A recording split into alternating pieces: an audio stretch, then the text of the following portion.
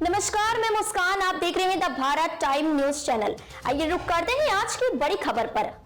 BJP नेता माधवी लता जैसे ही मंच पर पहुंची, कार्यकर्ताओं ने नारे लगाने शुरू कर दिए कि माधवी लता को जय श्री राम जय श्री राम। माधवी लता ने भी मंच पर पहुंचते ही अपने चिरपरिचित अंदाज में तीर चलाकर सभा में मौजूद भीड़ में जोश भर दिया। माधवी लता ने कहा कि अभी तो यह तीर चलाए, अगर जरूरत पड़ी तो त्रिशूल भी चलाऊंगी। वह बुराड़ी के वेस्ट कमल विहार में सांसद मनोज तिवारी के लिए वोट मांगने पहुंची थी। मनोज तिवारी से पहले पहुंच गई माधवी लता। हैदराबाद से असुद्दीन ओवैसी के सामने बीजेपी उम्मीदवार माधवी बीजेपी प्रत्याशी मनोज तिवारी से पहले सभा में पहुंच गई।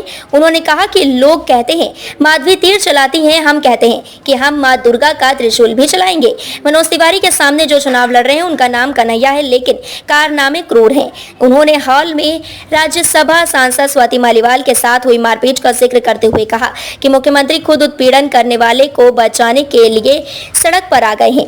उन्होंने कहा कि बिहार के लोग भोले होते हैं, वे पूरे देश में आईएएस बनकर आईपीएस बनकर देश की सेवा करते हैं, लेकिन देश की राजधानी दिल्ली में केजरीवाल ने ऐसे भोले भाले लोगों के साथ छल किया है।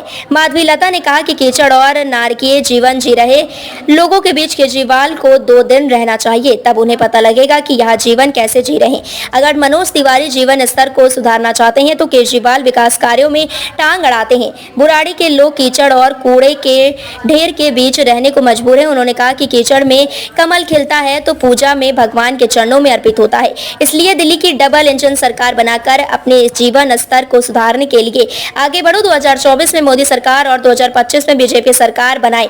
पूर्व केंद्रीय मंत्री गिरिराज सिंह ने कहा, मैं प्रधानमंत्री नरेंद्र मोदी का सिपाही हूँ।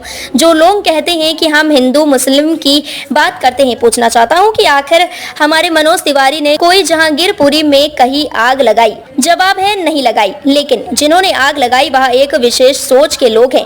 अगर देनी है तो मुझे 100 गालियां देना, लेकिन अपने दिल पर हाथ रख कर पूछना कि आखिर इसका इलाज क्या है।